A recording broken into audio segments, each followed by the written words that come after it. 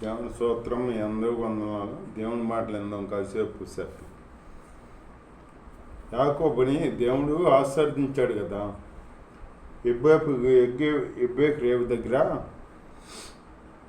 ప్రార్థన చేసినప్పుడు దేవదత్త వచ్చి ఆశీర్వదించంటే అప్పుడు ఆశీర్వదించిందన్నమాట. నీవు ఎక్కడి నుంచి యాకోబు అనబడవు, ఇశ్రాయేలువే నీవు అన్నాడన్నమాట. అంటే ఇశ్రాయేలే అంటే పరిపూర్ణమైన ఆశీర్వాదం రాలా ఇంకా యాకోబుకి. ఎట్లా ఉండగా వెళ్ళాడు, తండ్రి ఇంటికి వెళ్ళాడు. తండ్రి ఇంటికి వెళ్ళేటప్పుడు ఎక్కడైతే వెళ్ళేటప్పుడు అరణ్యంలో ఒక రాయి నిలబెట్టి నూనె పోసి ప్రార్థన చేశాడు కదా. నాకు అన్నవస్త్రాలు ఇచ్చి నాకు తోడైంటే నాకు దేవుడు అయి ఉంటావు నువ్వు అని ప్రార్థన చేశాడు కదా అరణ్యంలో. అక్కడ ఒక బలిపీఠం కట్టాడనమాట. యాకోబు. ఇలా ఉంటాం. ఇంకా తండ్రి ఇంటికి వెళ్ళినాక యాకోబుకి 12 మంది కుమారులు, కొడుకులు. 12 మందిలో 13 ఆడపిల్ల. 13 ఒక ఆడపిల్ల ఉంది. ఆ ఆడపిల్ల ఏం చేసింది, ఒకసారి ఏదో ఊరు చూద్దామని ఆ బిడ్డకి ఆలోచన కలిగినప్పుడు తండ్రికి చెప్పింది, తండ్రి నేను పలాని ఊరు చూడాలని ఉంది, వెళ్తున్నాను అంది. అన్నప్పుడు పోనీ యాకోబు అనలా, ఒకదాని వెళ్తామెందుకమ్మా, అన్నయ్య వాళ్ళని పంపిస్తాను అని చెప్పి యాకోబు అనలా. ఈ పిల్లగాడ అనలా, నేను నాకు ఎవరన్నా తోడు పంపించమని ఈ పిల్లగాడ అనలా. అనకుండా వెళ్ళిపోయిందన్నమాట. వెళ్ళిపోయి ఒక ఊరు వెళ్ళింది అన్నమాట, ఓ దేశం. ఆ దేశం వెళ్తే ఆ దేశంలో ఒక అతను ఉన్నాడు, షెకెం అని. ఒక అతను రాజు కొడుకు. ఈ దేనాన్ని చూసి మోహించాడు అన్నమాట, ప్రేమించాడు. దేవుని స్తోత్రం, హల్లెలూయా. ప్రేమించాడు. మరలా ఆవిడ్ని అక్కడ బలవంతం చేశాడు. ఈ మాట ఎవరికి తెలిసింది? యాకోబుకి తెలిసింది. యాకోబు బాధపడ్డాడు అన్నమాట. ఒక్కనొక పిల్ల కదా, గారామంగా పెంచుకున్నప్పటికీ ఇలా జరిగిందంటే బాధగా బాధపడ్డాడు అన్నమాట. బాధపడేటప్పటికి అతను శేఖం అతని కుర్రాడు ఈ పిల్లల్ని విన్నాడాలనుకోలే, చేసుకుందాం అనుకున్నాడు. అనుకుని ఆ నాన్న దగ్గరికి వెళ్ళి, పలాని అమ్మాయి నాకు ఇష్టం అయ్యింది, ఆవిడ నేను చేసుకుంటాను, వాళ్ళ తండ్రిని అడుగు అని చెప్పాడన్నమాట. చెబితేను ఇతను వెళ్ళాడు, యాకోబు దగ్గరికి వెళ్ళి అడిగాడన్నమాట. అడిగితే యాకోబు ఏమనలేదు. కానీ ఈ కొడుకులు ఏం చేశారా, మీకు మాకు కుదరదు, మీరేమో అన్నులు, మేము దేవుడిని నమ్ముకున్న వాళ్ళం, మేము సున్నతి పొందిన వాళ్ళం, మీరు సున్నత లేదు, మీకు సున్నత లేని వాళ్ళకి మా పిల్లని పోతే కుదరదు అని అన్నారు. అంటేను వాళ్ళు అన్నారు, మేము సున్నత పొందుతాము, మేము ప్రజలుగా మేము జీవిస్తాము, మీరు ఒకటిగా జీవిద్దాము అని అన్నారు. వాళ్ళు నమ్మారు. నమ్మేటప్పటికి యాకోబు కొడుకులేమో నమ్మలా, కపటంగా చెప్పారన్నమాట. కపటంగా చెప్పి వాళ్ళందరూ పాపం సున్నతి పొందారు.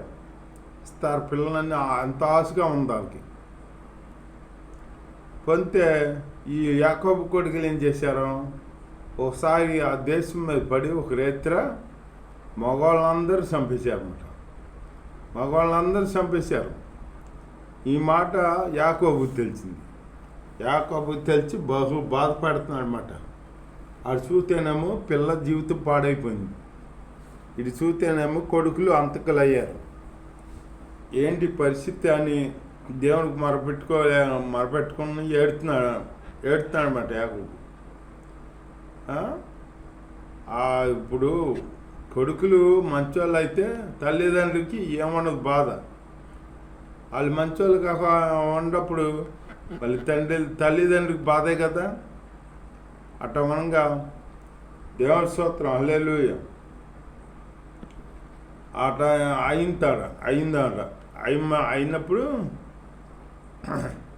యాకోబు ఏం చేయాలో తెలియక ఉన్నప్పుడు వీళ్ళందరూ చంపేశారు కదా ఇల్లు. యాకోబు కొడుకులు ఇద్దరు, అందులో సీమోను ఇంకో ఆయన అనుకుంటా, ఇద్దరు చంపారు. ఆ దేశం మీదకి వెళ్ళి మగవాళ్ళందరినీ చంపేశారు అన్నమాట. రక్తం ఆ ఊర్లో దారులుగా పారిందన్నమాట. అట్లాంటి నరహంతకులు అయ్యారు వీళ్ళు. యాకోబు బాధపడుతున్నాడు అన్నమాట. కొడుకులు మళ్ళీ ప్రయోజకులు అయితే తల్లిదండ్రులకి బాధ ఉండదు. వాళ్ళు మాట వినకపోతే వాళ్ళ అంతకులు అయితే తల్లిదండ్రులకి మంచిగా ఉంటుందా? ఉండదు కదా. కొడుకులు పుట్టారనుకో, కొడుకులు మంచిగా ఉన్నారనుకో, తల్లిదండ్రులకి పేరు, పలానోడు బిడ్డ మంచిగా ఉంటున్నాడు, మంచిగా జీవిస్తాడు అని అనుకుంటారు. పలానోడు బిడ్డ ఇలా చేశారు. ఇప్పుడు ఎవరి పేరు అవుతుంది? ముందు యాకోబు కొడుకులు అని అవుతుంది. యాకోబు కొడుకులు హత్య చేశారు అని ఆయన వస్తుంది అన్నమాట. అట్లాగే మనకు బిడ్డలు పుడితే ఆ బిడ్డలు మంచిగా ఉంటేనే తల్లిదండ్రులకి ఆనందం. మంచిగా లేకపోతే ఆనందం ఉండదు, బాధ, దుఃఖం. ఒక్కొక్కరు అసలు ఈ బిడ్డలని ఎందుకన్నా రా అనిపిస్తుంది. అట్లాంటి పనులు చేస్తారు ఒక్కొక్కరు. అట్లా ఉండకూడదు. మనం తల్లిదండ్రులకి మంచిగా జీవిస్తాలి, విధేయత చూపించాలన్నమాట. మంచిగా జీవించాలి, నలుగురికి మంచితనంగా ఉండాలి. చెడ్డోళ్ళు మనకు చెడ్డోడిని ఎవరు పలకిస్తాడో, ఎవరు పలకరు కదా. అదే మంచోడు అయితే పలకిస్తారు. మంచితనంగా మనం జీవించాలన్నమాట. మంచితనంగా జీవించాలి. అలాంటి జీవితం మనం జీవించాలన్నమాట. మనం మోసం చేసే బిడ్డలుగా, హత్యలు చేసే బిడ్డలుగా మనం ఉండకూడదు. మనం మనం మనం మనం మంచి చేసే బిడ్డలుగా ఉండాలన్నమాట. మంచితనంగా ఉండాలి మనం, అంతేగాని చెడ్డతనంగా ఉండకూడదు. చెడ్డతనంగా ఉన్నాం. వాళ్ళు వచ్చేసారు. ఇప్పుడు ఎవరి పేరు ముందు వచ్చింది? యాకోబు కొడుకులని వచ్చింది కదా. అట్లాగే తండ్రికి వస్తుంది ముందు చెడ్డ పేరు. అట్లా చెడ్డ పేరు తెచ్చే బిడ్డలంగా మనం ఉండకూడదు. తల్లిదండ్రిని మంచి పేరు తెచ్చే బిడ్డలంగా ఉండాలి. అలా జీవించాలన్నమాట. దేవుడికి కాడ మనం భయభక్తులు కలిగి జీవించాలి. తల్లిదండ్రులు కూడా గణపరిచే బిడ్డలుగా ఉండాలి. అలాంటి జీవితం ఉండాలి. మరి మంచిగా జీవించాలి. మనం జీవించామంటే మన జీవితం మంచిగా ఉండాలన్నమాట. చెడ్డగా ఉండకూడదు. చెడ్డగా ఉందనుకో, చెడ్డోడిని అటు వెళ్తున్నాం అనుకో, చెడ్డోడు రా, ఈయన ఎవరు పరిగెత్తారులే అని అనుకుంటారు. అదే మంచోడు అయితే ఆ బిడ్డని పలకరించిన చాలు రా, మంచిగా ఏదో ఇదిగా హాయిగా ఉంటుంది, పేనానికి తృప్తిగా ఉంటుంది అన్నట్టుగా వాళ్ళు అనుకోవాలన్నమాట. మంచితనంగా మనం జీవించాలి. అలాంటి జీవితం మనం జీవిస్తూ మనం ప్రార్థన చేసే బిడ్డలు అలా చెడ్డతనంగా అసలు ఉండకూడదు. మంచితనంగా ఉండాలన్నమాట. మంచితనంగా ఉంటూ మంచిని ప్రేమిస్తూ చెడుని ఆశ్రయించుకుంటూ జీవించాలన్నమాట. అలాంటి జీవితం మనం జీవిస్తూ దేవుడికి గణపరుస్తూ మా తల్లిదండ్రి కాడ పేరు కీర్తి తెచ్చే బిడ్డలుగా ఉండాలి. అలాంటి జీవితం మనం జీవిస్తూ దేవుళ్ళో ముందుకు సాగుతాం. దేవుడి ఇచ్చిన మాటలు దీవించిన కాక. ఆమేన్.